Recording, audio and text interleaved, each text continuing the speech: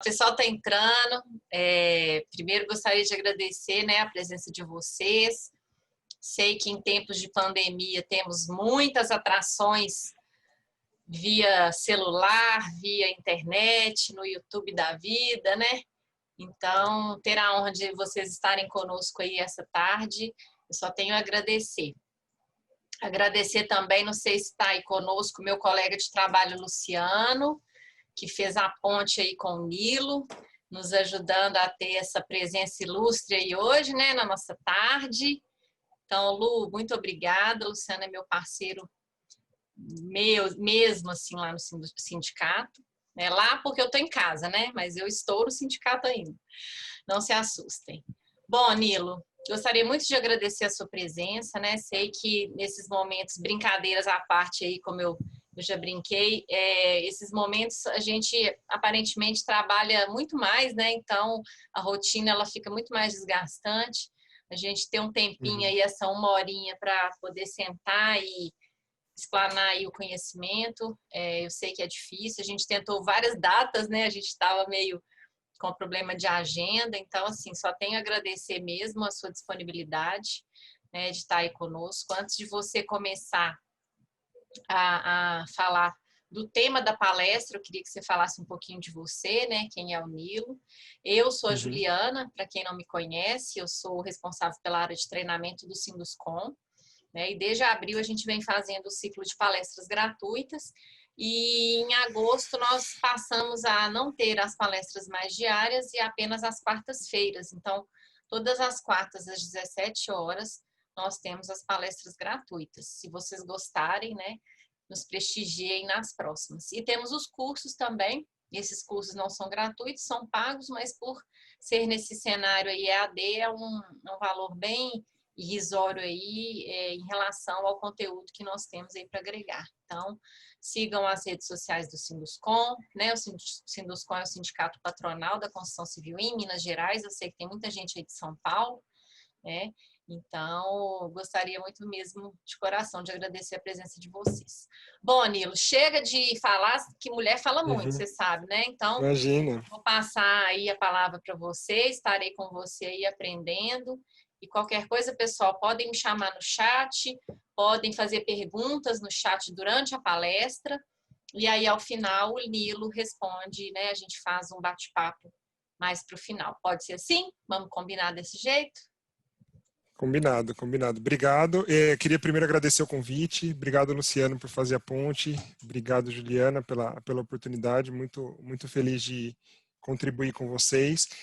Como você falou, é um momento que a gente disputa com atenção e está cada vez mais concorrido, né? São lives do Instagram, é o nosso trabalho, é os afazeres domésticos, então ter a atenção de vocês aqui é super bacana. Então, obrigado para todo mundo que está entrando e está dedicando umas horinhas aqui ao treinamento.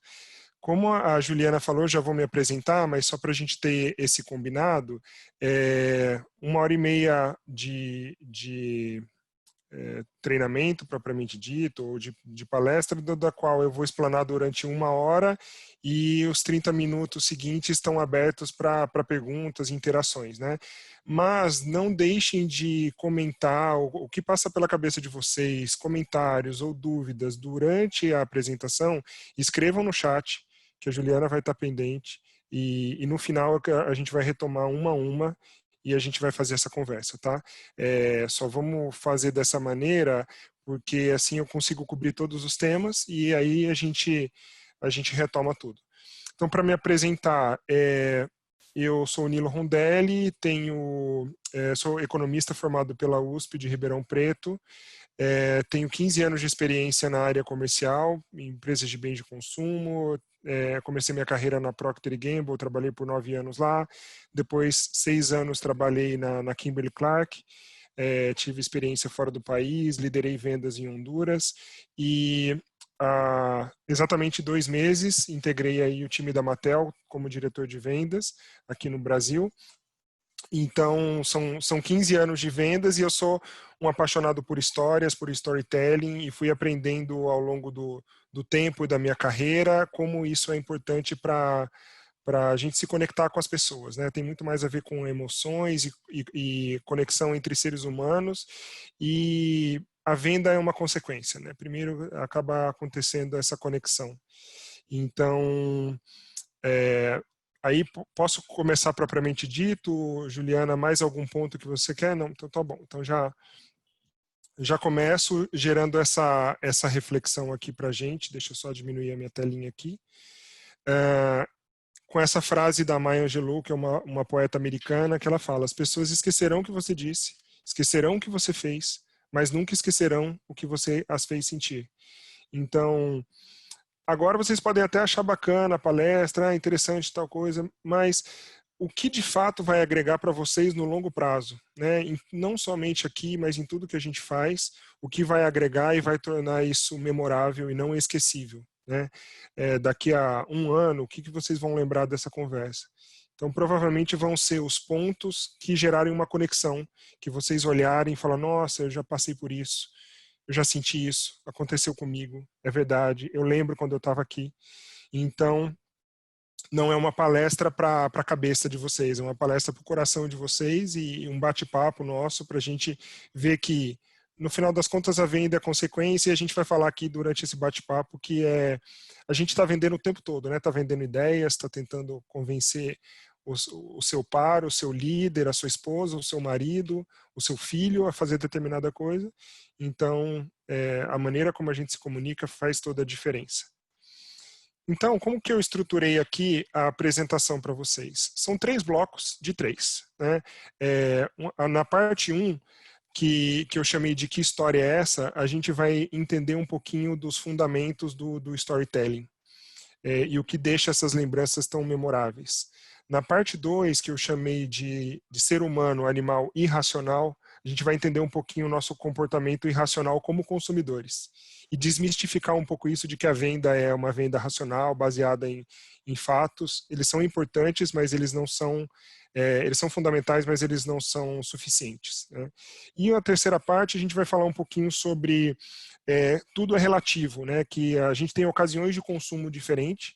A mesma pessoa pode comprar produtos ou experiências diferentes e em um determinado momento ela está disposta a pagar menos por aquele serviço ou aquele produto, em determinado momento ela está disposta a pagar mais.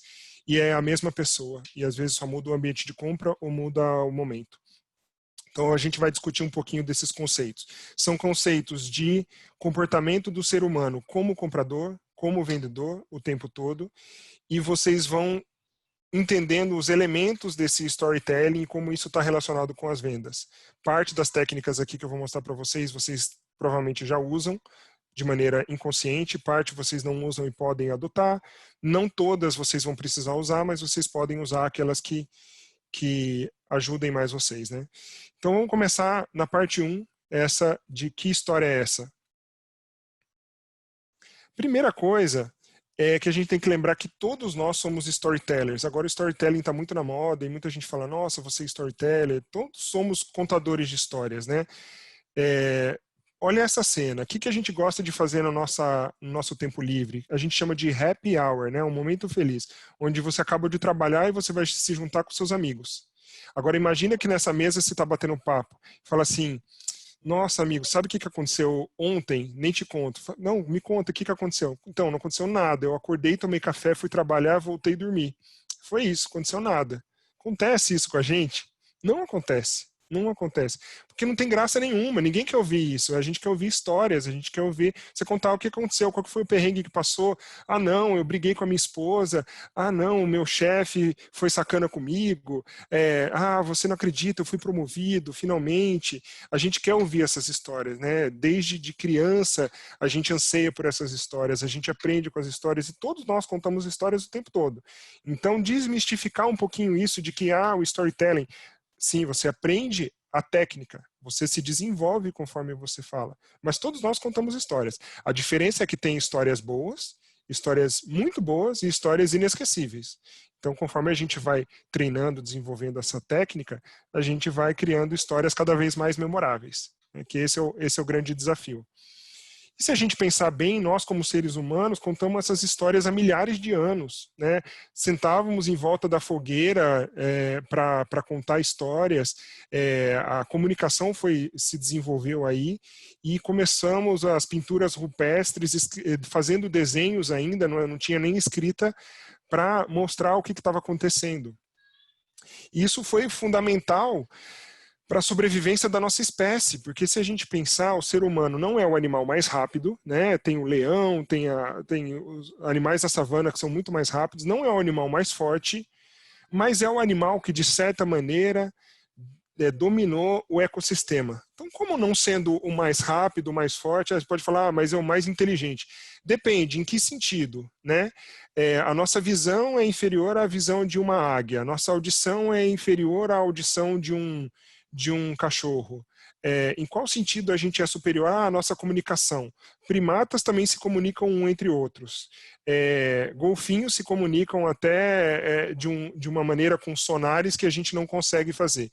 Então, como que a gente se diferencia? A gente se diferenciou porque a gente conseguiu contar histórias e evitar alguns perigos pelos quais a gente passou. Né? Então, vamos nos organizar porque eu percebi que o leão tem esse determinado comportamento, então se a gente for à noite, a hora que ele está dormindo, a gente consegue pegar o leão de surpresa e matá-lo. Então, foi essa questão de nos organizarmos como comunidade para a sobrevivência da espécie que foi fundamental. E se a gente pensar, através das histórias, as ideias movem o mundo. No próximo slide eu vou mostrar para vocês a página do livro do Yuval Harari, que é o Homo Deus. Né? E nesse livro Homo Deus, ele fala o seguinte: existem as coisas que são naturais, que são criadas pela natureza, e existem as coisas que são artificiais, que são as coisas criadas pelo homem. Exemplo de coisas naturais, né? As árvores, o rio, ela já existia antes do ser humano estar na Terra e não depende da gente. Exemplo de coisas artificiais criadas pelo homem: as instituições, os países, as constituições, as religiões, as moedas, as guerras. Tudo isso são coisas artificiais, não naturais, que foram criadas pelo homem. E o que move a humanidade hoje? Né? É muito mais a religião, né? O dinheiro, as instituições, né? O status, que são coisas todas não naturais. Então, nós vivemos numa sociedade onde a gente se move por coisas não naturais, artificiais. E guerras podem começar por divergências políticas, sendo que a política foi algo inventado pelo homem. Então, é uma loucura, né? Então, essa é a primeira reflexão que eu quero trazer para vocês. As histórias são tão poderosas que elas movem o mundo.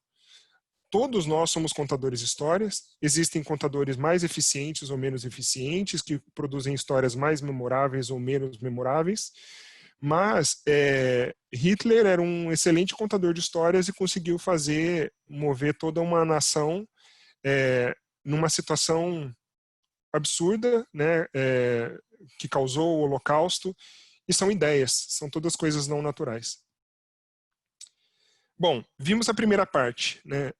Todos nós somos storytellers, existe uma diferença entre as histórias que são mais memoráveis ou menos memoráveis. Vimos que as histórias nos unem como seres humanos, nos diferenciou dos demais animais, e que existem há milhares de anos, e que essas histórias movem o mundo, dinheiro, política, nações, instituições, status, número de seguidores, tudo isso é inventado pelos homens, é não natural.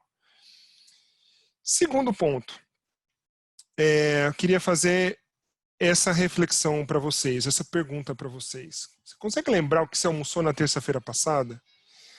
Se não foi um almoço muito especial, se não foi algo com alguém muito especial ou algo diferente, e agora provavelmente nesse período de pandemia está sendo muito mais do mesmo, né? Um almoço em casa, nada fora do normal, provavelmente é esquecível. Você não se lembra o que você comeu na terça-feira passada.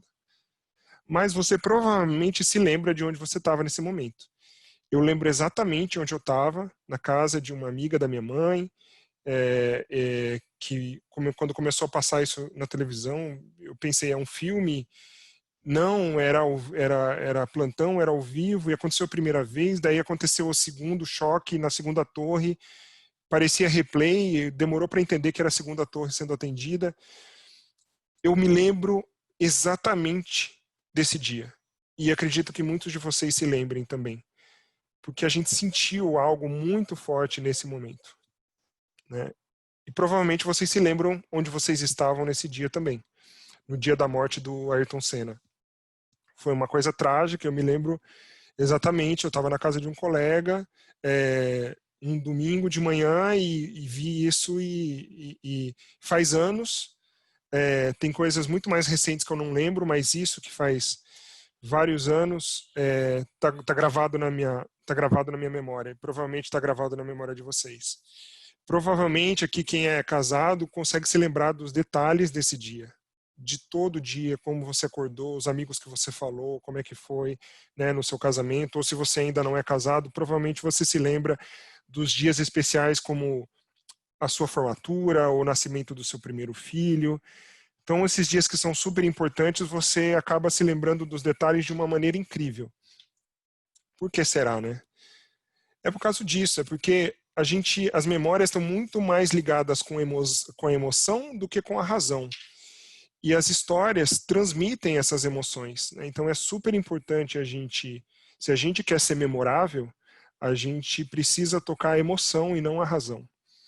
E se a gente se lembra desses detalhes, é porque a gente sentiu alguma coisa. Lembrem daquela frase da Maya Angelou, né? A gente não se lembra do que escuta, a gente não se lembra do que os outros fizeram, mas a gente se lembra de como a gente se sentiu. Então eu me lembro de como eu me senti nas Torres Gêmeas, no 11 de setembro, eu me lembro como eu me senti na morte do Ayrton Senna, eu me lembro do dia do meu casamento.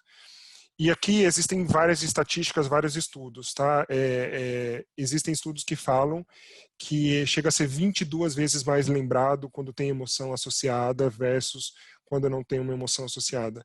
Aí, para ser conservador, como existia vários estudos, eu coloquei aquele que fala menos. No mínimo, 8 vezes mais a gente lembra, mas há estudos que falam que é 22 vezes mais. Então, assim, você quer ser inesquecível, você tem que tocar as emoções. A sua história tem que tocar a emoção.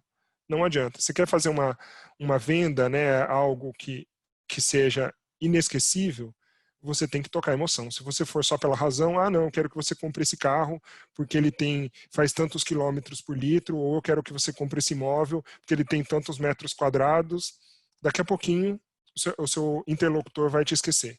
Agora, se você contar a emoção que está associada a esse imóvel ou a esse carro, né? Esse carro me remete quando eu dirigia entre a minha casa em BH e o interior, quando eu ia visitar meu pai. Era esse o carro que eu tinha, ou é o primeiro carro da minha família. Ou então esse imóvel aqui foi imóvel onde nasceu a minha avó, nasceu meu pai, então tem um valor emocional até muito maior do que o valor de face. E o terceiro ponto é que as histórias agregam valor. Não é só a história para que as pessoas lembrem. A gente usa as histórias também para vendas porque elas agregam valor ao nosso produto.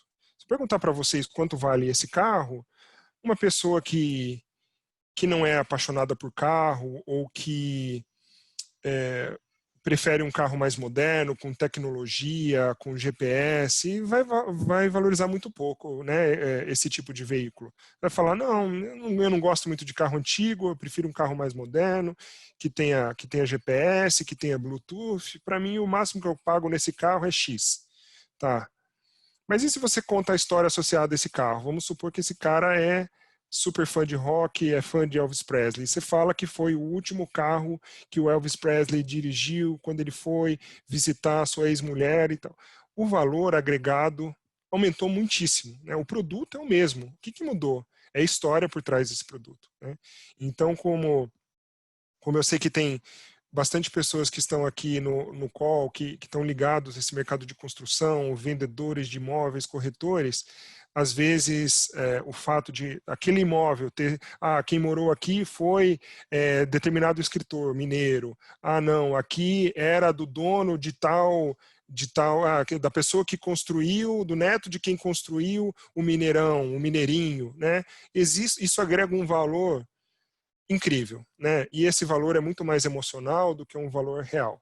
Então, inclusive, baseado nesse insight, alguns economistas resolveram fazer um teste e criaram esse projeto que chama Significant Objects. Eles fizeram tem um primeiro livro e agora já fizeram um segundo livro que o que eles queriam fazer é tentar agregar valor a 100 objetos ordinários, né, ou 100 objetos comuns, através de histórias. Então eles compraram bugigangas, né, imagina assim, coisas de pouco valor que você compra por $1, né, 50 centavos de dólar, alguns enfeites, algumas coisas assim simplesinhas, né, como as que estão aqui na tela. E o que eles compraram? Eles compraram 18 produtos que eles tinham um custo médio de $1,50. Tá? Então, eles tiveram um investimento de $27 para comprar esses produtos. Aí, esses dois economistas falaram o seguinte, eles pediram para contadores de história, para storytellers, criarem uma história para cada um desses produtos. Chamaram 18 storytellers e falaram, olha, eu quero que você conte uma história associada a cada um desses produtos. E daí eles colocaram, depois dessas histórias estruturadas, eles colocaram esses produtos à venda. E esse foi o resultado. Eles conseguiram vender esses 18 produtos de um custo de $1,50. No final das contas foi $27, eles arrecadaram $8.000, tá? E não foi leilão, não é nada beneficente para não viesar o estudo deles, era realmente quanto que você está disposto a pagar por esse produto depois que eu te contei essa história. Então, somando tudo que eles arrecadaram com os 18 itens, eles venderam $8.000. Olha a quantidade de vezes que o valor foi multiplicado, né? Muito mais do que 100 vezes. Né? 100 vezes daria 2.700. A gente está falando de quase 400 vezes o valor multiplicado. E as histórias agregam tanto valor, né, que a gente associa as marcas. Isso tem muito a ver com branding. Né? Se a gente nunca ouviu falar, a gente conhece a marca Ferrari, a gente associa a marca Ferrari a carro. Mas se um dia a Ferrari falar que vai lançar uma marca de sabonetes, um novo sabonete Ferrari, o que vocês vão esperar? Vocês já vão esperar que seja, bom, a Ferrari do sabonete, certo? Então ele tem que ser um sabonete incrível, provavelmente vai ser o mais caro do mercado, mas ele vai ter alguma tecnologia, alguma matéria-prima que é tão premium que todo mundo vai ficar disposto a pagar mais por esse sabonete, porque só poucas pessoas conseguem comprar um sabonete Ferrari. Então, toda a história, né, que você paga, todo produto que você está comprando, que tem um valor agregado, ele tem o branding, né, tem toda a parte de marketing que é feita no nome, e além disso tem a história associada. Tem Ferraris e Ferraris, né, você tem... todas valem muito pela qualidade e pela força da marca, mas você tem uma Ferrari que às vezes é mais rara, e se falar para você, olha, dentre os colecionadores de Ferrari, falam, olha, essa aqui foi uma Ferrari única, foi produzida somente 5 unidades em homenagem a Enzo Ferrari e tal, ela vai ser vendida por um valor muito maior. Né? A questão da escassez também aumenta muito o valor do produto. Então, a gente precisa saber usar isso a nosso favor, para valorizar os produtos ou os serviços ou as ideias que a gente estiver vendendo. Então, assim, a gente conclui a primeira parte, o primeiro dos 3 módulos do Que História é Essa? Para a gente lembrar, todos somos contadores de histórias, né? Todos temos essa capacidade, alguns contam melhores histórias, outros histórias mais esquecíveis, mas todos somos. Segundo, produtos têm seus valores e os valores podem aumentar exponencialmente com histórias, né? Com histórias que vão valorizar esse produto. E a memória está muito mais ligada com a emoção. A gente não lembra o que comeu terça passada, mas a gente lembra onde a gente estava em 11 de setembro. Ok, fechamos a primeira parte. Vamos para a segunda parte. E por que eu chamo a gente de ser humano, animal e racional? A segunda parte também é dividida em 3 partes, tá? Então vamos lá. A primeira, somos todos vendedores. Você pode falar, mas eu não sou vendedor, eu trabalho em outra área. É sim. Assim como você é um storyteller, você também é um vendedor. O tempo todo você está vendendo ideias. Você está vendendo tentando convencer o seu chefe de uma promoção, você está tentando convencer a sua esposa a que você vai sair com os seus amigos para jogar um futebol, você está tentando convencer a sua filha para ir em determinado lugar nas férias ao invés do lugar que ela queria ir, então a gente está vendendo o tempo todo. Só que vocês sabem que também existem bons vendedores e maus vendedores. Então vamos começar a entender o que diferencia. Eu li essa história aqui quando eu fiz um curso que tem no LinkedIn Learning, do Shane Snow, que ele fala sobre um mendigo que ele estava com essa placa dizendo: eu sou cego, por favor me ajude, e ninguém ajudava. Sabe, quando todo mundo passa e ignora e o mendigo não conseguia ajuda nenhuma.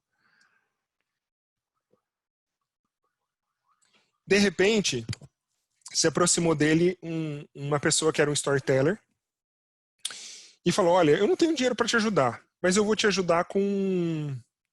Posso te ajudar fazendo um novo cartaz para você? Ele falou: claro, qualquer ajuda é bem-vinda. E fez um novo cartaz. E ele escreveu isso aqui: a primavera está chegando, mas eu não vou ver, eu não a verei.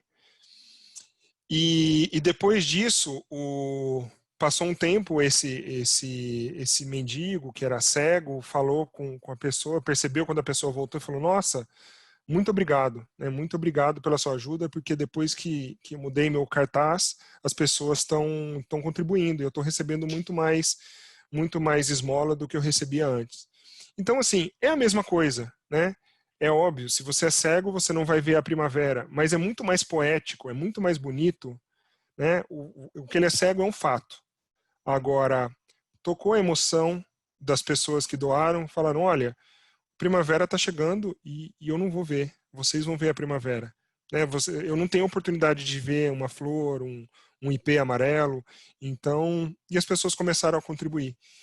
E aquele mendigo cego que era totalmente invisível, ele passou a ser visível para essas pessoas que passavam e faziam as doações.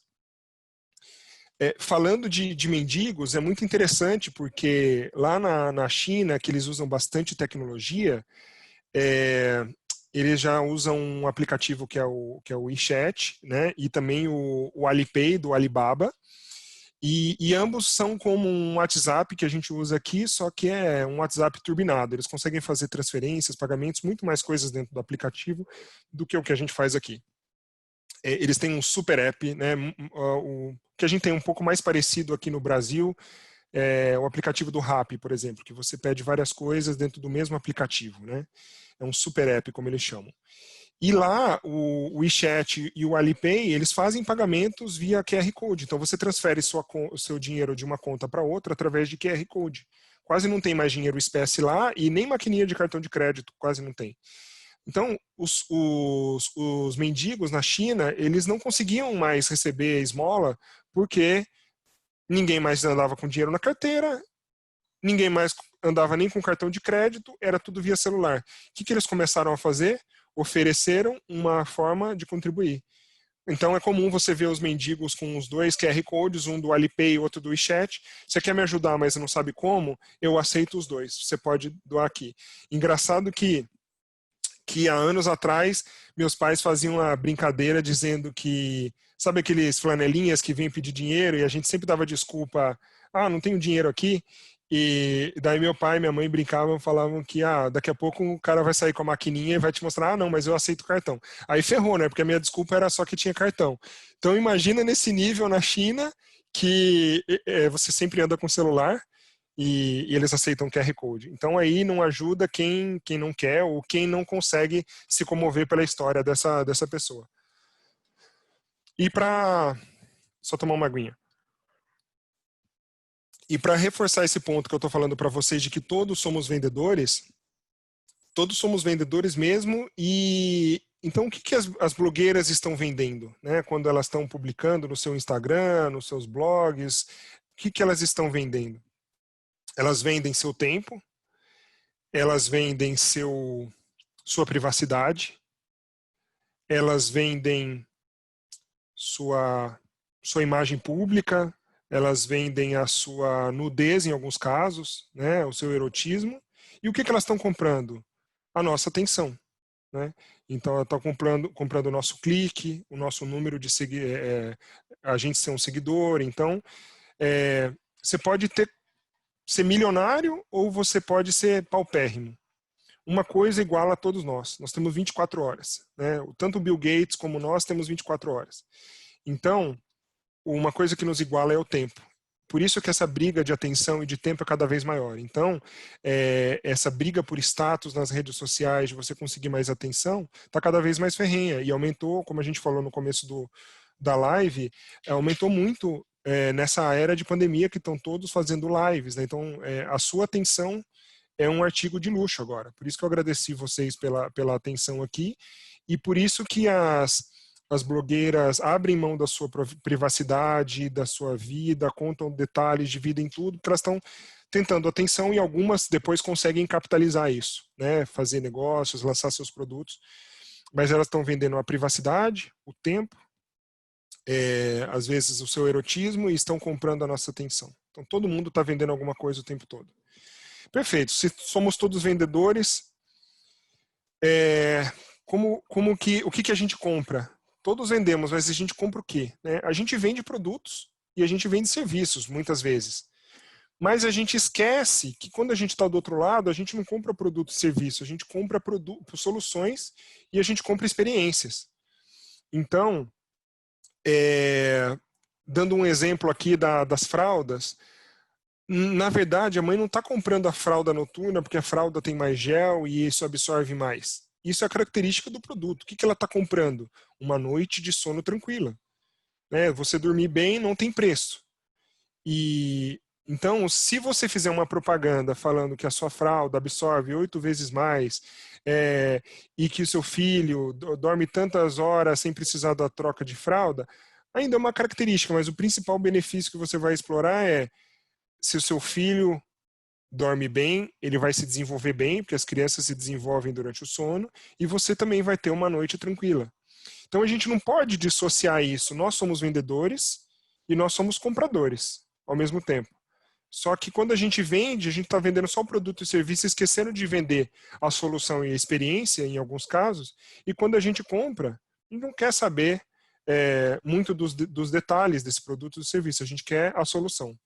Né? Então, para a gente pensar sobre isso, para quando a gente for vender alguma coisa, a gente vender a solução, o benefício, a experiência de compra e não simplesmente o produto. Tanto é que eu me lembro da primeira viagem que eu fiz com a minha esposa para Maceió, a gente foi na praia de Pajuçara e tem essas... como fala, né? A parte natural, as piscinas naturais. E nessa piscina natural, vocês observam aqui, do lado direito, embaixo, um vendedor, né, vendendo lagosta, vendendo peixes, e tem vendedores também de cerveja. Quanto que você paga por uma cerveja gelada aqui? Sendo que você vai pegar um barquinho, saiu da costa e você vai até lá, você paga o preço que for, você paga R$10, R$15 uma cerveja, é um absurdo, mas você paga mais caro, porque você não está comprando a cerveja, você está comprando a experiência. Você está ali já, você já pagou a viagem para Maceió, você já pagou o passeio de barco, né? O que é pagar R$15 a mais, né? Tudo bem que o valor, comparando com uma cerveja normal, é caro, mas para quem já gastou R$1.000, 1.000 e pouco de hospedagem, né? O valor incremental é muito pequeno. Então, esses vendedores entenderam isso, que a gente não está comprando a cerveja, a gente está comprando a experiência. Por isso que a gente paga mais. Então, se a gente fizer a experiência correta, o consumidor está disposto a pagar muito mais caro pelo nosso produto. Agora vocês devem ter visto, aqui em São Paulo, pelo menos começou uma onda de drive-in para você voltar e assistir os filmes dentro do carro, já que você não pode ir no cinema, está no meio da pandemia, como que você assiste os filmes dentro do carro, né? E eu estava vendo o custo, uma pipoca é R$30. Né? Para você assistir um filme dentro do carro, e muitas vezes é um filme antigo, é R$90 por carro.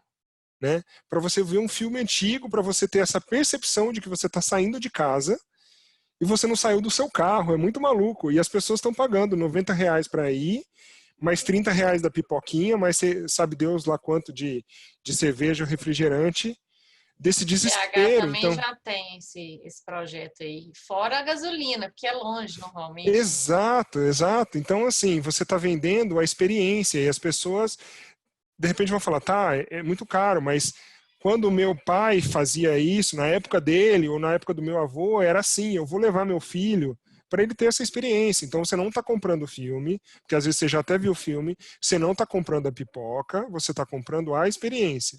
Então, vamos lembrar disso. Você quer valorizar seu produto e vender mais caro o seu produto ou seu serviço, não venda o produto ou serviço, venda a experiência, venda algo memorável. E o terceiro ponto, eu até fiz uma chamada quando eu divulguei a palestra falando sobre isso, né? Vocês sabem por que os carros são vendidos às vezes em feiras de lanchas, né? E era sobre esse aspecto que eu estou chegando aqui.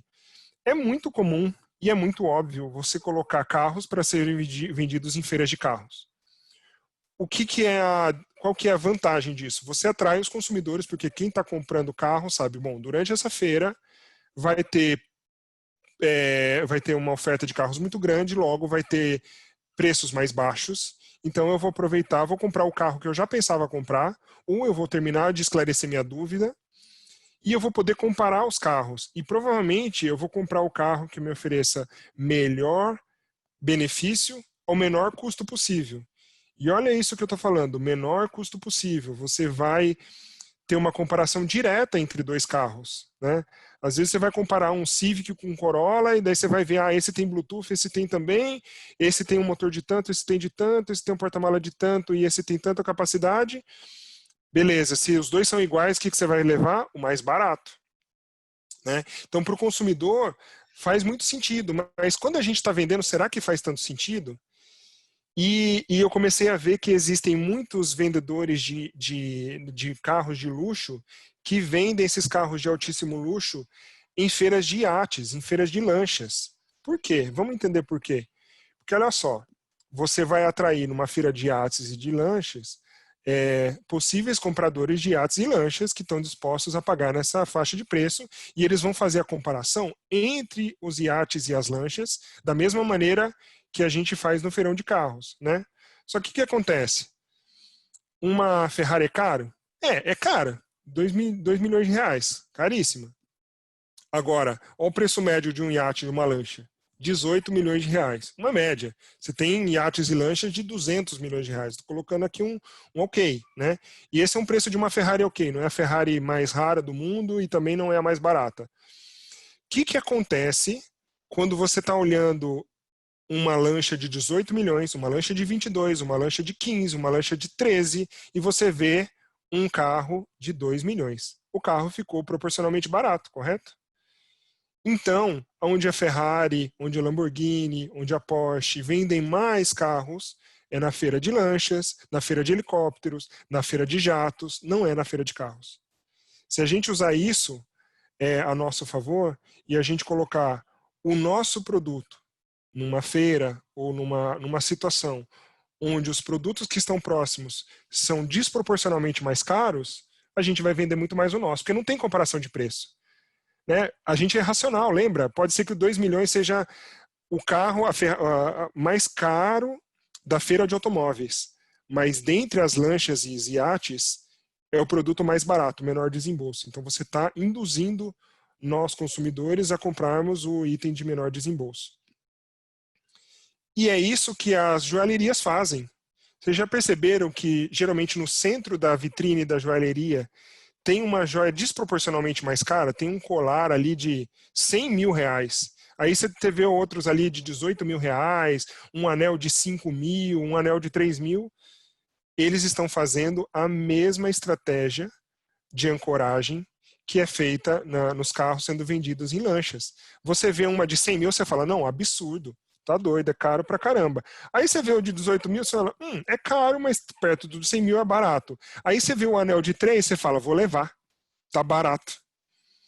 3 mil reais no anel, mas a maneira como está exposto na vitrine te induziu a pensar de que aquele anel é barato, tá um preço bom e eu vou comprar.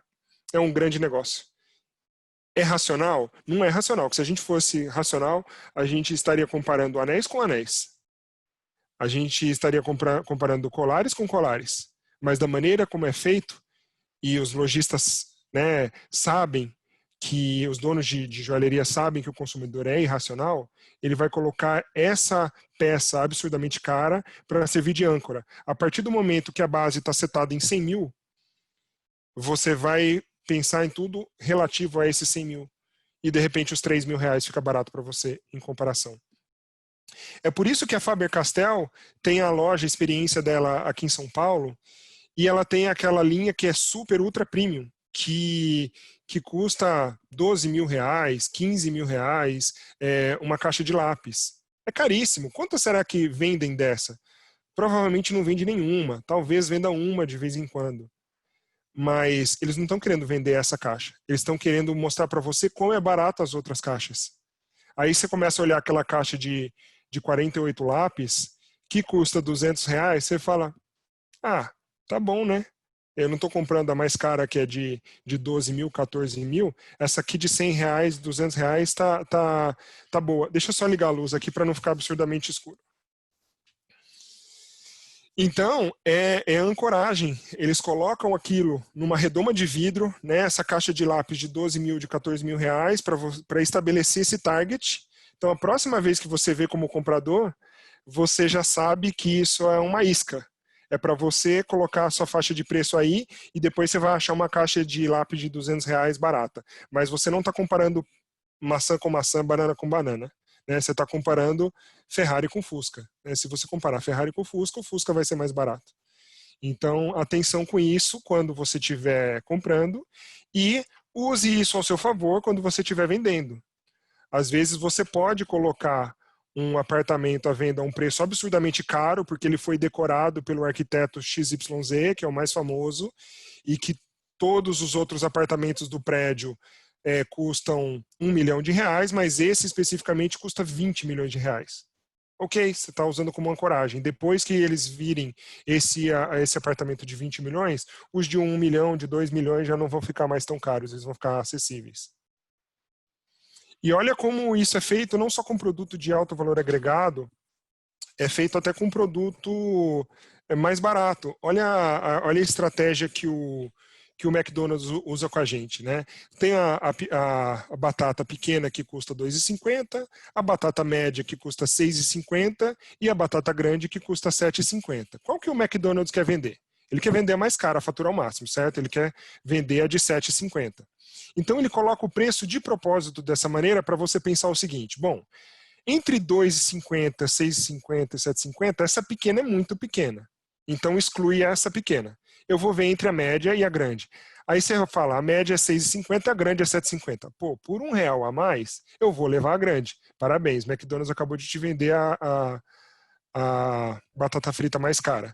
Então, qual que é a estratégia? Você pega um produto A, que é o que você quer vender. A batata frita de 7,50. Um produto A menos, que é uma versão um pouquinho pior do produto que você quer vender. Então, logo, um pouco menos de batata por 6,50. E um produto muito pior, que é muito menos quantidade, é 2,50, mas é muito menos quantidade. E no seu cérebro, automaticamente você exclui e você fala, tá bom, eu não sou tão pobre que eu vou levar a barata, né? É que como quando a gente está escolhendo vinho, você vai num restaurante, você pensa que você está escolhendo o vinho racionalmente, né? Mas não tá. Eles colocam os vinhos mais baratos no começo, os intermediários ali no meio e deixa os caríssimos no final. O que a gente pensa? Tá, eu não sou tão ferrado que eu vou levar o vinho mais barato, né? Não vou ser tão pobre assim de pagar o vinho de mais barato. Também não está no meu cacife levar o mais caro, eu vou levar o do meio. Perfeito. Eles usaram ancoragem, colocaram um vinho lá de R$ 1.000 para você ancorar, para você achar o vinho de R$ 100 barato. Você não quer pagar o de 20, 30, porque você não quer o pior, então você pega o de 90 a R$ 100. Eles te venderam o que eles quiseram vender. Aqui é a mesma coisa na batata frita. Você exclui do pensamento o item B, que é a versão muito piorada, e você vai ficar entre A e o A-. Só que entre o A e o A-, o custo incremental é tão pequeno que você fala, por R$ 1, vou levar a grande logo. Mesmo que às vezes é mais do que você aguenta comer, mas você não pensa, né? Você age aí dessa maneira impulsional, irracional. e acaba tomando essa decisão e leva a batata frita mais cara. Então a gente viu nessa parte 2 como a gente é irracional quando a gente é comprador, né? Todos somos vendedores, estamos vendendo, buscando atenção, estamos vendendo, buscando tempo e tentando vender o nosso ponto de vista, tentando vender o nosso ponto ou tentando vender um produto ou um serviço. Só que quando a gente é comprador, a gente não compra só produto e serviço, a gente compra soluções e experiências. Eu não quero a fralda noturna, eu quero a minha noite de sono. E a ancoragem pode ser usada a nosso favor e contra nós. Quando a gente está comprando, tome cuidado quando tem um produto desproporcionalmente caro, porque estão querendo te induzir a aceitar aquele preço de R$ 200 na caixa de lápis ou R$ 30 a pipoquinha. E quando você estiver vendendo, faça o contrário. Use a ancoragem a seu favor, coloque algo absurdamente caro, que talvez não venda ou pouquíssimas pessoas podem comprar, mas só para ancorar e você conseguir elevar o ticket médio do que você quer vender. Perfeito, chegamos na parte 3, que é a terceira parte, a parte final. Tudo é relativo, então tem 3 blocos aqui também nessa terceira parte. A gente tem ocasiões de consumo diferente. É engraçado que a gente costuma pensar, não, existem consumidores de Skol e existem consumidores da cerveja premium. Mas às vezes é a mesma pessoa, às vezes o mesmo homem, a mesma mulher que consomem a mesma cerveja, mas eles consomem em ocasiões diferentes. Te chamam para o churrasco, muitas vezes você não vai levar a cerveja mais cara, a mais premium, você vai levar a popular, você vai levar, né, a Skol, você vai levar a Brahma, você vai levar as que são um pouco mais acessíveis, você não vai levar a pior, porque você vai ser zoado no churrasco, né, sofrer bullying dos seus amigos, mas você também não vai levar a premium. Você vai levar aquela que é ok, que é socialmente aceitável e um preço bom. Só que quando você vai consumir na sua casa, vai degustar, ou você chama um casal de amigos, aí você pede a premium, porque o consumo é menor e você está disposto a consumir isso, né, degustar, e você está disposto a pagar mais caro, porque não vai ser um consumo tão absurdo. Então, a gente tem que pensar que nós, consumidores, temos comportamentos diferentes dentro da mesma categoria em ocasiões de consumo diferente. Não é porque uma mãe compra a fralda básica que ela nunca vai comprar uma noturna. Às vezes ela compra a noturna quando ela vai na visita no pediatra ou quando ela vai na missa, e no dia a dia ela deixa na básica. Não é porque a gente toma Skol no churrasco que na nossa casa a gente vai querer tomar Skol. Às vezes a gente vai querer tomar cerveja premium. Então, não pensem que são necessariamente consumidores diferentes, não rotule o consumidor dizendo, não, esse cara não tem dinheiro para comprar o meu imóvel. Tem ocasiões de consumo diferente. Às vezes, se é para um investimento, ele está disposto a gastar determinado valor, sei lá, até R$ 2 milhões. Mas se é para consumo próprio, às vezes ele está disposto a pagar R$ 40 milhões.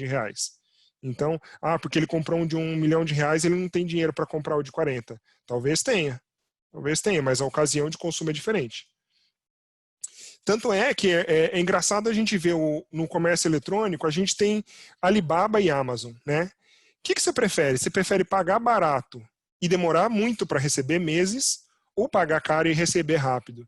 E é engraçado que às vezes as mesmas pessoas compram nos dois e esperam coisas diferentes. Existem produtos que as pessoas compram no site do Alibaba, porque estão pagando super barato. Olha só, paguei isso aqui 90 centavos lá no Alibaba da China. Mas você está disposto a esperar 6 meses para esse produto chegar na sua casa. Agora, quando você está pagando um produto, às vezes na Amazon, você quer que entregue no mesmo dia ou no dia seguinte. É o mesmo consumidor. Então, às vezes, são categorias diferentes que existe uma tolerância ao prazo muito maior. Então, você tem que entender a ocasião de consumo, você tem que entender o teu consumidor, porque às vezes não são pessoas diferentes. Às vezes, a mesma pessoa que compra determinado produto na Amazon que é para hoje, ela compra um outro produto no Alibaba, ela está disposta a esperar 6 meses. Então, a gente precisa entender o nosso consumidor, porque se ele está disposto a pagar mais caro e receber rápido, vale a pena você gastar com logística, vale a pena você gastar com uma entrega 24 horas, pagar a hora extra no CD e entregar rapidamente. E se ele não está tão disposto, ele prefere preço, mas está disposto a esperar mais, ok. Então, eu vou tirar valor, eu não vou contratar hora extra no meu CD, eu não vou cobrar um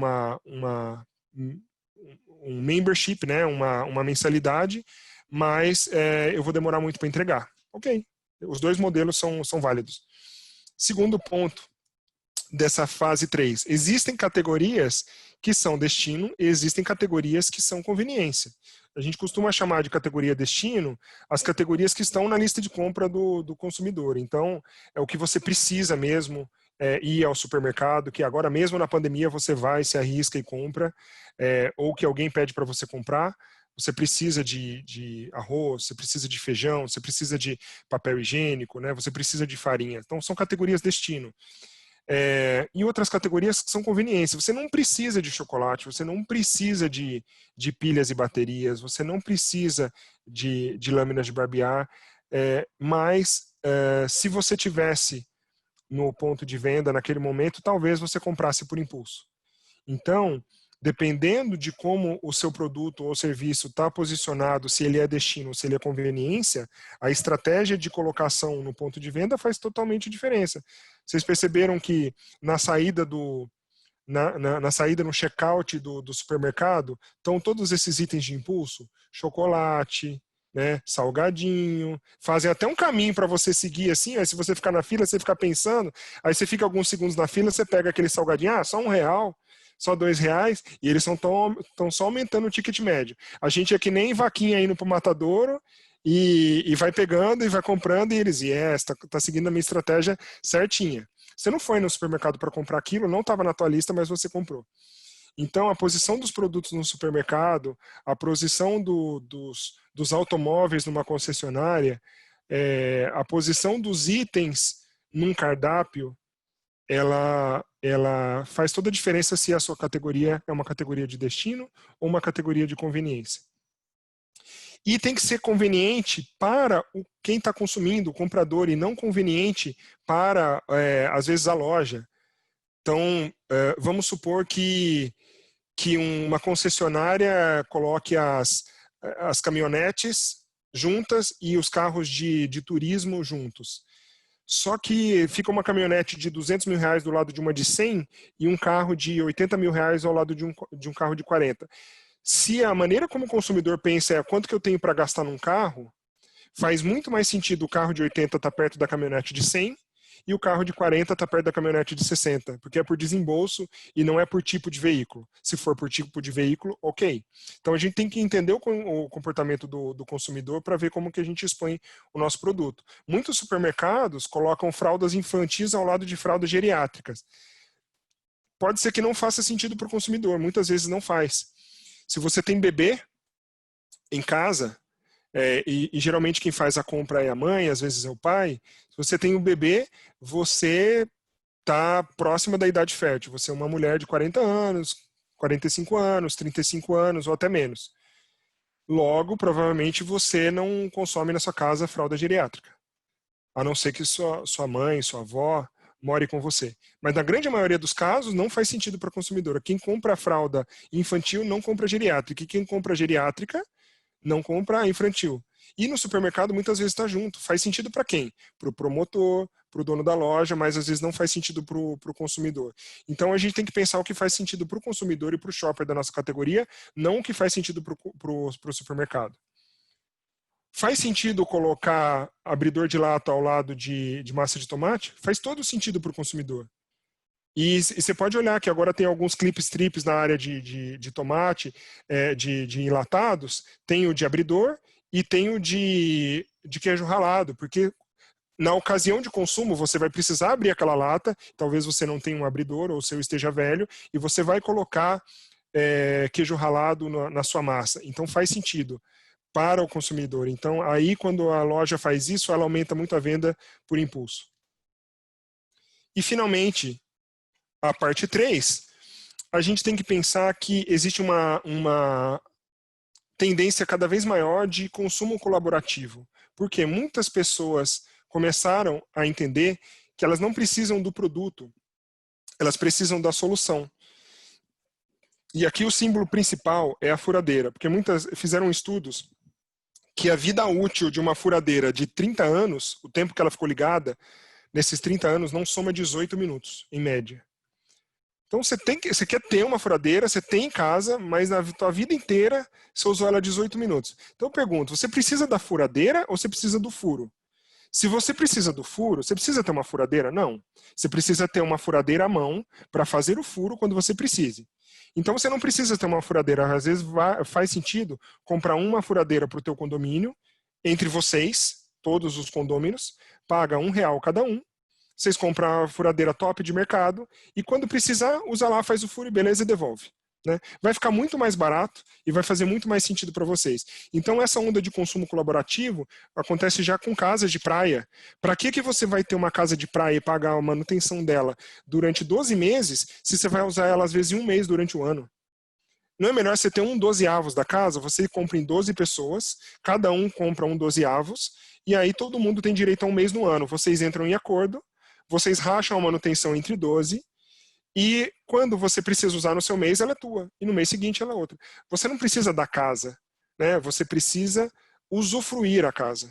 Então, esse consumo colaborativo é uma tendência e a gente precisa pensar se o que a gente quer vender é a furadeira ou o furo, se a gente quer vender a casa ou o usufruto da casa, se a gente quer vender o carro ou o acesso à mobilidade. Grande negócio da Uber, né? A Uber é uma das maiores empresas, não tem carro, não tem taxista, né? Não tem motorista e é a maior empresa de transporte, uma das maiores do mundo. Por quê? Porque ela entendeu que as pessoas não precisam ter o carro, elas precisam da mobilidade. Então, é muito mais barato eu não ter que pagar o seguro do meu carro, a manutenção do meu carro, mas eu quero, quando eu precisar me deslocar de A a B, eu ter isso à mão. O que está na nossa mão é um celular. Então, a Uber juntou um taxista que estava parado o dia inteiro, né, e faturando pouco, com um consumidor que queria se deslocar de A a B o mais rápido possível, com o menor custo possível. Foi bom para os taxistas, por mais que tenha uma comissão, eles acabam fazendo mais corridas. Foi bom para os consumidores que têm mais mobilidade. Achou um valor de quanto que vale a Uber hoje, né? Milhões. Então, a solução pode estar aí. A gente pode ser no serviço que a gente vai prestar e não no produto que a gente está vendendo. Então, retomando essa parte 3. As ocasiões de consumo são diferentes. Existe uma diferença entre o que é destino e o que é conveniência, e existe essa tendência do consumo colaborativo. Você precisa do furo, você não precisa da furadeira. Então pensa isso no negócio de vocês para ver o que vocês podem oferecer diferente, disruptivo no seu segmento. Como você disrupta o seu negócio antes que o seu negócio seja disruptado por um concorrente. Então, finalizando aqui as 3 áreas e os 3 pontos. A gente viu que somos todos storytellers, né? Todos nós contamos histórias no bar o tempo todo e existem histórias diferentes. As histórias agregam valor. Um carro pode ser só um carro, mas um carro que foi de Elvis Presley pode valer muito mais. E as memórias estão muito mais ligadas à emoção do que à razão. Eu não lembro o que eu comi terça passada, mas eu lembro o que eu comi, eu lembro onde eu estava exatamente no dia 11 de setembro. Vimos também na parte 2 que somos todos vendedores. Por mais que a gente ache, não trabalho com vendas, eu sou contador, eu sou advogado. Você está vendendo uma ideia, você está vendendo uma solução, você tá comprando atenção, né? E você está tentando facilitar isso o tempo todo. Então, todos somos vendedores, só que quando a gente é comprador, a gente compra soluções e experiências, a gente não compra produtos e serviços, e a gente viu como a ancoragem é importante para agregar valor à nossa venda e como a gente tem que ficar atento quando a ancoragem for usada contra nós como consumidores. Finalizando, a gente viu que tudo é relativo, que não necessariamente o cara que consome Skol, ele consome só Skol, porque ele não tem dinheiro para comprar. Sim, às vezes, no momento que ele está na casa dele, ele consome a mais cara, num churrasco ele consome a mais barata. Vimos que existem diferenças entre categorias destino e impulso, e você entender a categoria que você joga faz toda a diferença em como você se comunica. E, finalmente, a gente viu que o consumo colaborativo é uma tendência e o que a gente precisa não é da furadeira, é do furo. A gente precisa da solução e não do produto e do serviço. Então, aqui eu tenho uma parte bônus que eu vou deixar a gente concluiu 9, mas 9 é um número meio estranho, né? Então 10 para a gente totalizar, esse vai ser o bônus, e o bônus vai ser usado da seguinte maneira: se a gente tiver tempo, depois das perguntas, eu entro no bônus e a gente completa o 10.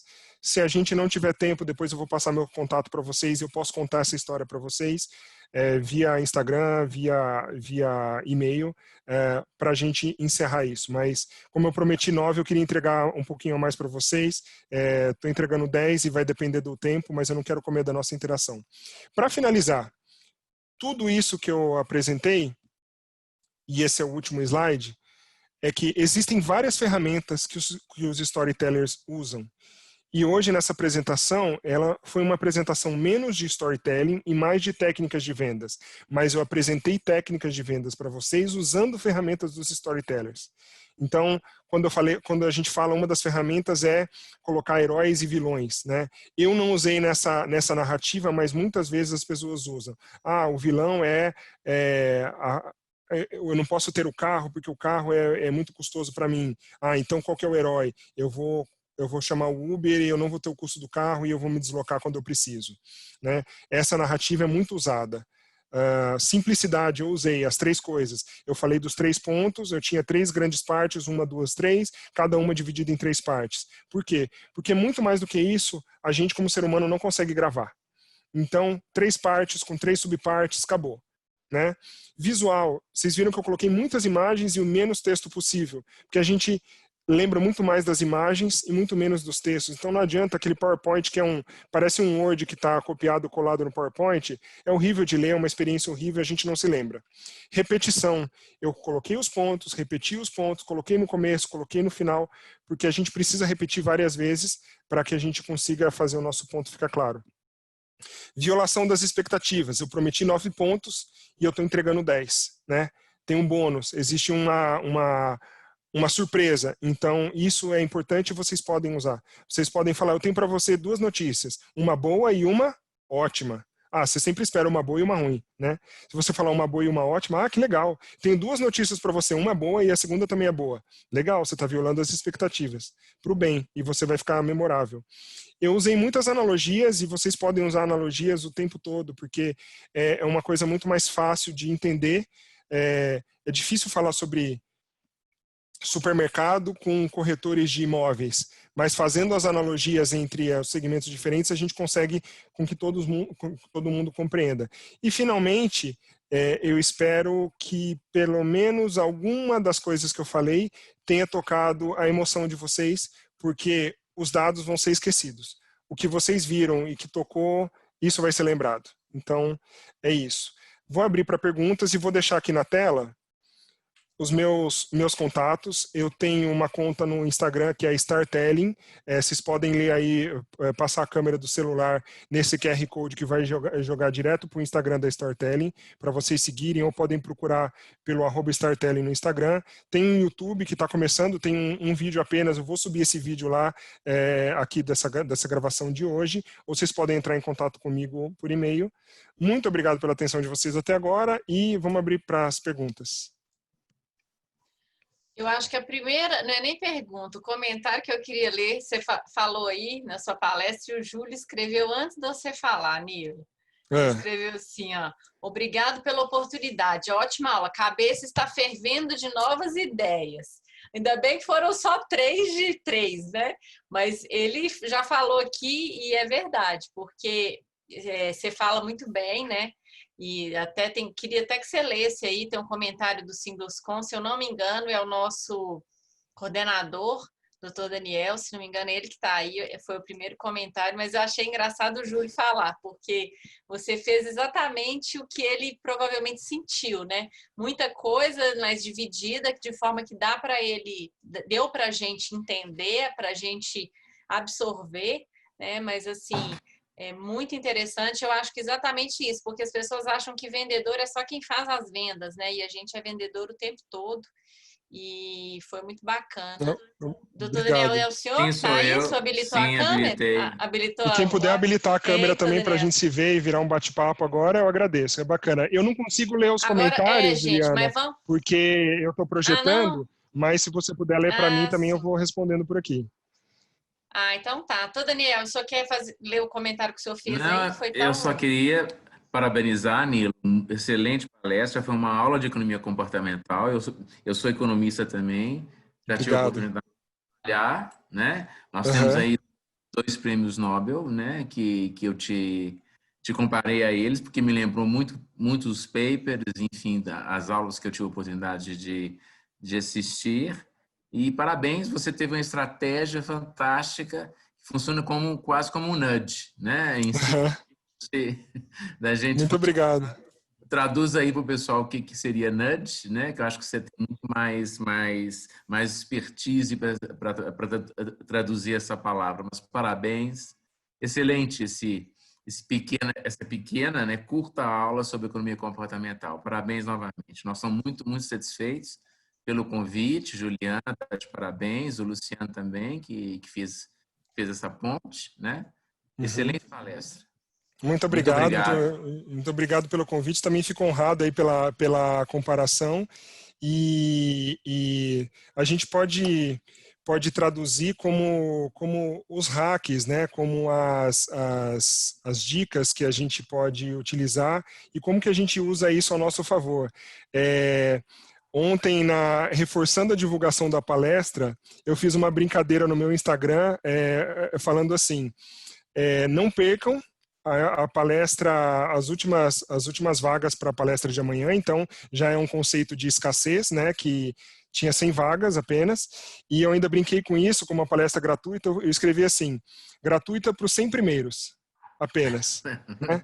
Para os 100 próximos também mas você subentende que os 100 primeiros vão ser gratuitos e depois vai ser pago. Eu não disse isso, mas eu também não disse. Então eu falei, se vocês querem entrar, é gratuita para os 100 primeiros.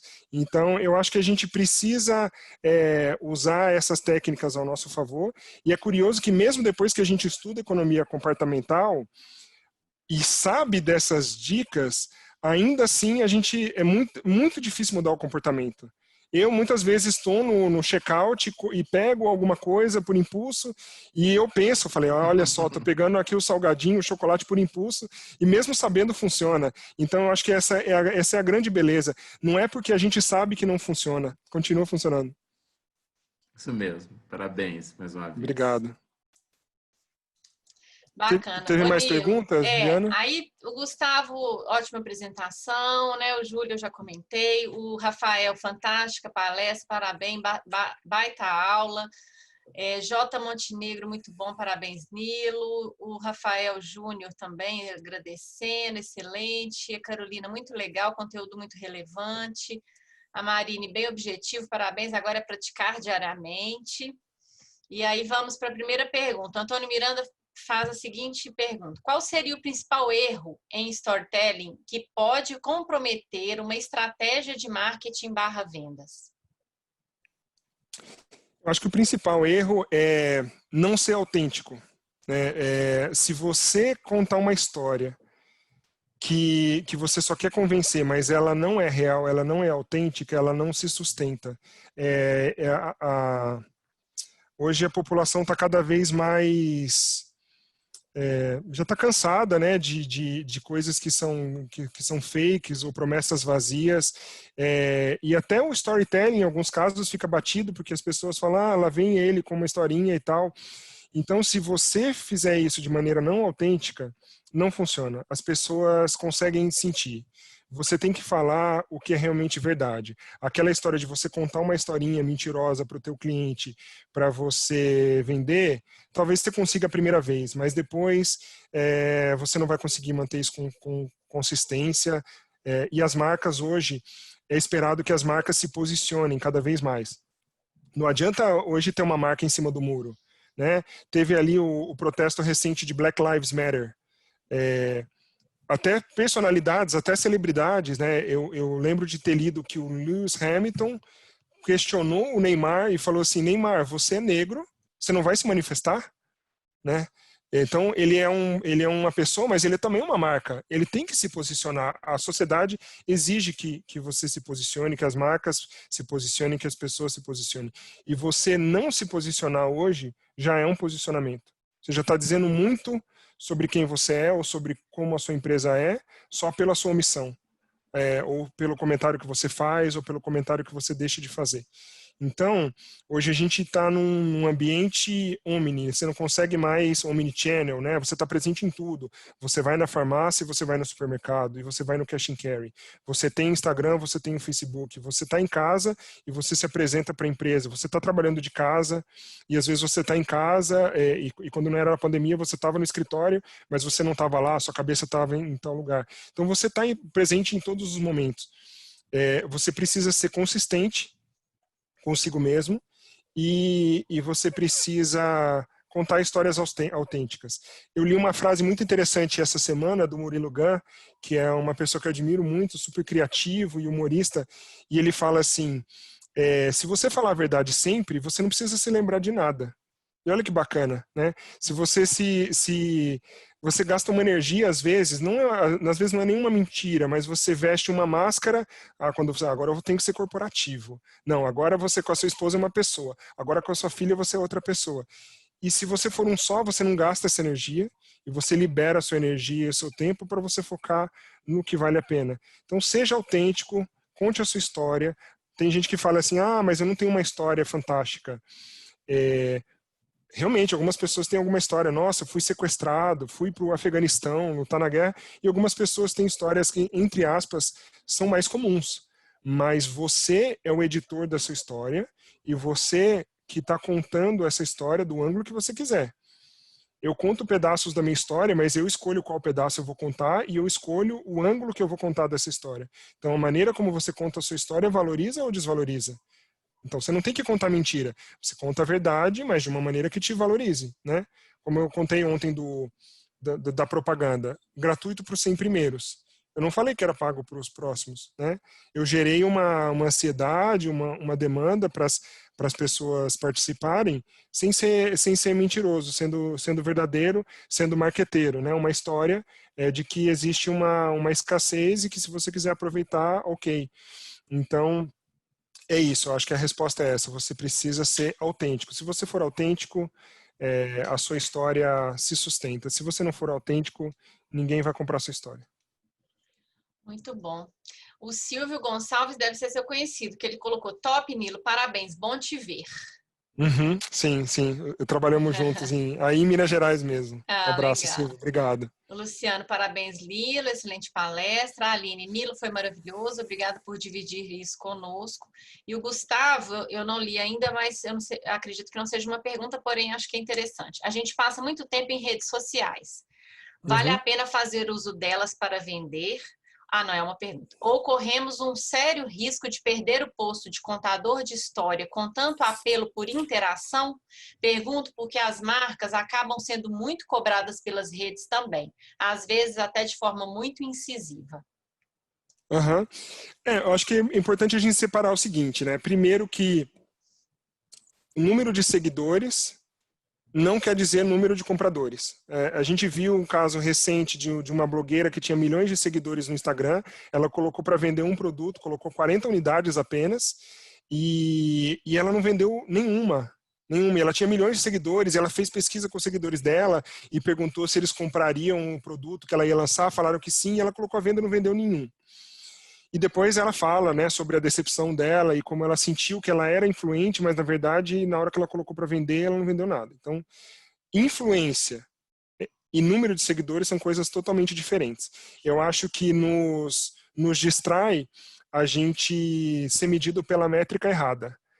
Muitas vezes a medida de sucesso é quantos seguidores você tem, ou de quantas pessoas entraram na live, né? A gente quer ter um alcance maior para alcançar mais pessoas, mas muito mais significativo do que a gente ter 70, 80 pessoas é se a gente tiver uma pessoa aqui que foi tocada e isso muda a vida dela, né? De uma maneira profunda. Isso é muito mais enriquecedor do que somente os números, né? São as pessoas, não são os números, né? Cada um daqueles seguidores ou cada uma daqueles clientes que você tem uma história com a tua marca, né? Tem uma história com a tua empresa. Então a gente não pode separar isso. Eu não acho que o storytelling prejudica de maneira nenhuma. Eu acho que ele ajuda, né? Eu acho que ele dá um orgulho muito grande, né? A gente tem orgulho de onde a gente trabalha, pela história dessa empresa, a gente tem orgulho do país que a gente nasceu, pelas histórias que a gente viveu, e não tem nada errado disso. Não tem nada errado nisso. Na verdade, o que eu acho que é irritante às vezes é algumas empresas que só tentam vender, né? O que só faz um post que é, olha só, o meu produto custa tanto, só isso, e não tem um posicionamento de marca, não defende nenhuma causa, e não preocupa em oferecer uma solução para o seu cliente, né? Então, você tem que entender o que o seu cliente quer, oferecer uma solução para ele. Claro, tem hora que você vai vender o produto, né? Tem hora que você vai falar sobre o seu posicionamento de marca, tem hora que você vai resolver um problema do seu cliente, vai dar treinamentos gratuitos, né? Muita gente às vezes está preocupada, como eu consigo mais seguidores, ou como eu consigo mais vendas, mas espera aí, como que você fideliza os seguidores que você já tem, ou como que você trata melhor os clientes que já são seus, como que você valoriza os seus clientes, porque eles te acompanham, eles te valorizam. E aqueles 100 primeiros que começaram a te seguir, ou os primeiros clientes que você fez a venda, você dá 99% de atenção para os que você não tem e dá 1% de atenção para aquele que é fiel, que fala bem da sua marca, que é seu comprador e que te recomenda, compra para presentear. Então, a gente não pode se esquecer disso.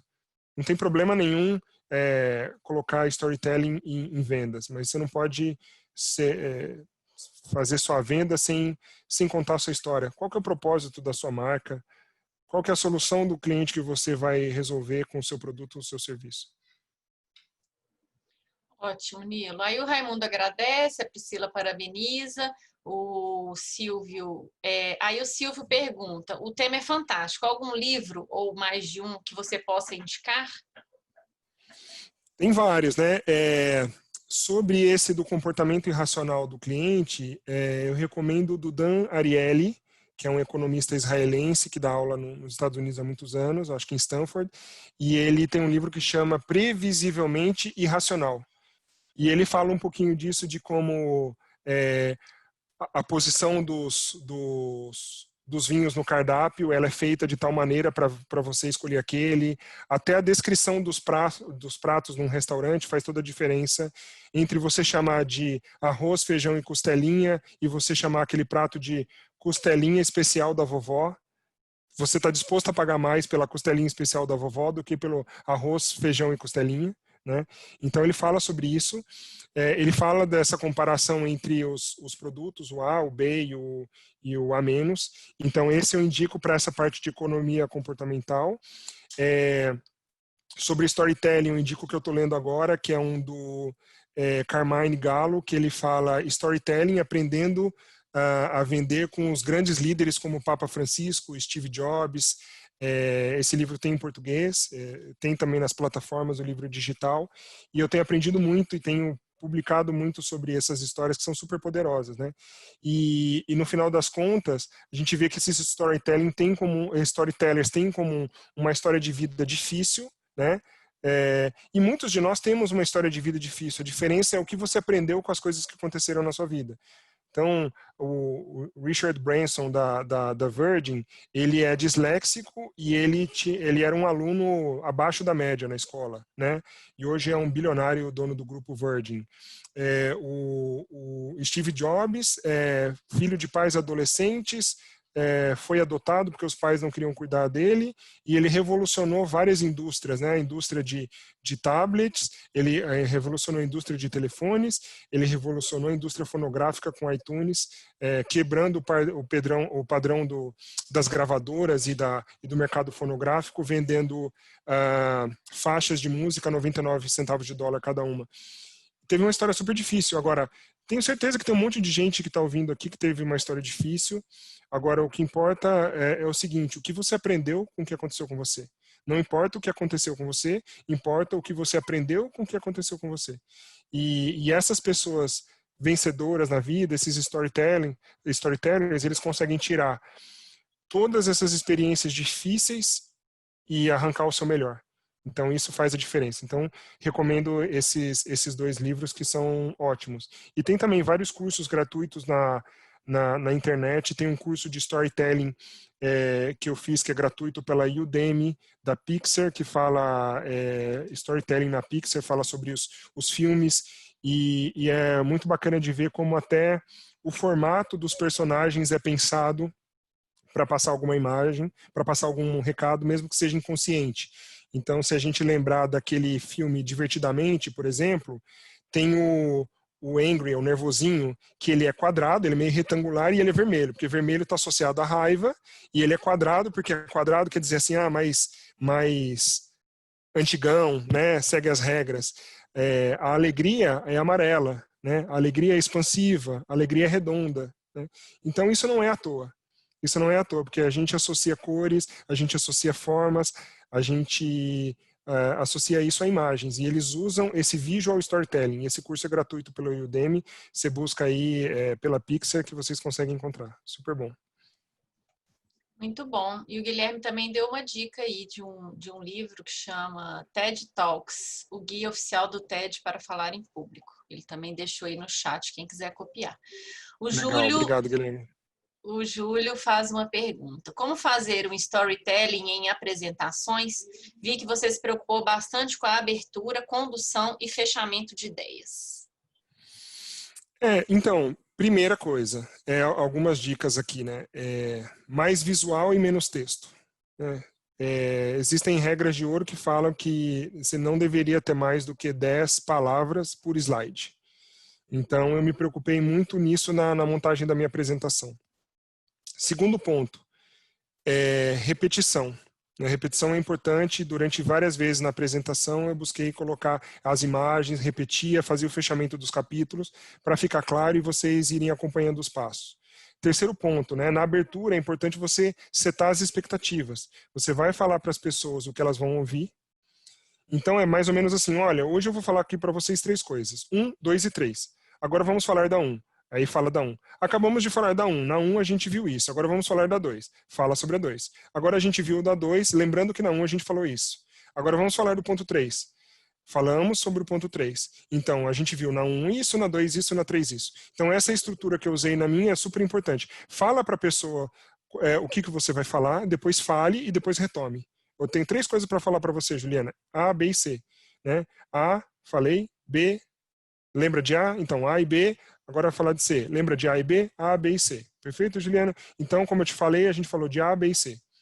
Então, simples assim, se a gente limitar a 3 pontos, se a gente repetir bastante, se a gente deixar claro as expectativas no começo, se a gente for mais visual e tiver menos texto, a gente ajuda a contar a nossa história. E é muito mais lúdico a gente ter uma história do que a gente falar sobre um conceito. Talvez vocês não lembrem no nome daqui a algum tempo de consumo colaborativo, coisas assim, mas talvez vocês lembrem, eu preciso do furo ou da furadeira? Né? Qual o tempo útil de vida de uma furadeira? Eu compro uma furadeira, tenho 30 anos para usar 18 minutos. Então essas histórias ajudam a grudar na nossa mente para que a gente tenha alguns exemplos. Eu lembro que ele falou da furadeira, eu lembro que ele falou da carta de vinho, eu lembro que ele falou da joalheria. Vocês vão lembrar de algumas dessas histórias, e eu não tenho expectativa que vocês lembrem de todas, mas que vocês vão lembrar de algumas, e certamente essas vão ser muito mais lembradas do que qualquer dado que eu puder colocar aqui, porque não são dados estatísticos, números que as pessoas vão lembrar. Eles embasam o que a gente está falando, né? Existem papers, estudos, livros que embasam tudo isso que a gente está falando. Agora, não importa a profundidade do assunto, na hora que você vai passar esse assunto, você tem que passar da maneira mais simples possível. Mais simples possível, porque você tem que abraçar o maior público. Ok, a Priscila fez a gentileza de colocar o link aí do curso que você mencionou. Perfeito, bom, muito obrigado, Priscila. Temos 5 minutos para você fazer o extra aí, que as perguntas acabaram. Dá para fazer em 5? Dá para fazer. O bônus para quem ficou conosco, só para você saber, tivemos 87 participantes, tá? Legal, muito obrigado. Vocês estão vendo a tela ainda, né? Sim, o bônus negócio da China. Negócio da China, exatamente. Eu estou estudando mandarim há 18 meses, né? E eu resolvi estudar mandarim justamente porque eu acredito que a China vai cada vez mais ocupar um espaço no mundo, já é a segunda potência global. e tem tudo para ser a primeira. Cada vez mais empresas brasileiras vão exportar para a China, cada vez mais empresas chinesas vão comprar para a brasileira, e eu resolvi estudar o idioma. Nilo, mas é muito difícil o idioma. É difícil, mas também é encantador. Então depende do ponto de vista que você vê. Tem algumas coisas que são mais fáceis, a gramática é infinitamente mais fácil do que o português, do que o inglês, do que o espanhol. Os ideogramas são desafiadores, mas cada um deles tem uma história. Um ideograma é um símbolo, ele não é um caractere. Agora, o que eu estou achando mais fascinante de estudar o chinês não é o mandarim, são entender um pouco da cultura. E eu ouvi essa história numa das aulas de chinês. Um colega nosso do curso, ele é contador, ele é corretor de imóveis, e ele trabalhava numa imobiliária, e um dia chegou um casal de chineses com 2 filhos e começou a perguntar sobre imóveis.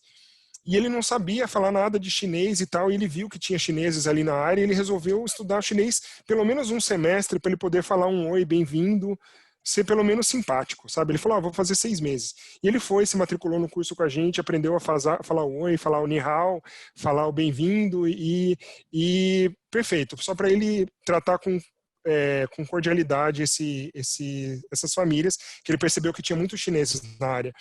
Então, foi essa família chinesa num domingo, e ele recebeu bem, ni hao, falou que não sabia falar super bem, ofereceu um chá, sabia que os chineses adoram chá, e meio com mímica foi mostrando os imóveis, as opções que tinham e tal. Essa família chinesa foi embora sem comprar o imóvel.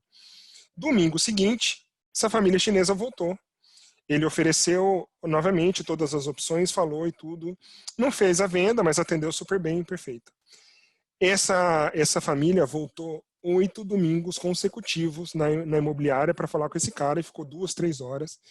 E nessa última vez que eles voltaram, na 8ª vez, eles voltaram com uma caixa de sapato embaixo do braço. E daí, naquele dia, o chinês falou para ele que ia comprar o imóvel e ia pagar à vista. E tava ali o dinheiro. Pá! Né, para pagar à vista o imóvel. E ele não acreditou, ele falou, nunca tinha visto tanto dinheiro de uma vez junto, assim, em espécie. E perfeito, fez a venda, ficou super feliz, falou, nossa, né, deu trabalho, foi sacrificante, mas eu consegui concluir minha venda. Só que o que aconteceu que foi mais incrível do que essa venda à vista foi o que aconteceu no domingo seguinte e nos próximos domingos.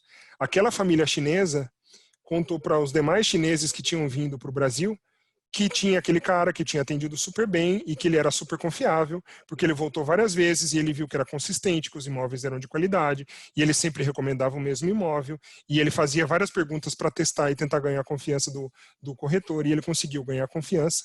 Nos domingos seguintes, ele vendeu mais 10 apartamentos. Então, ele gastou 8 domingos para conseguir vender o primeiro e vendeu à vista, e depois ele ganhou os seguintes. Né? Então, o que ele estava vendendo? Ele estava vendendo um apartamento? Ele estava, mas ele conseguiu ganhar a confiança.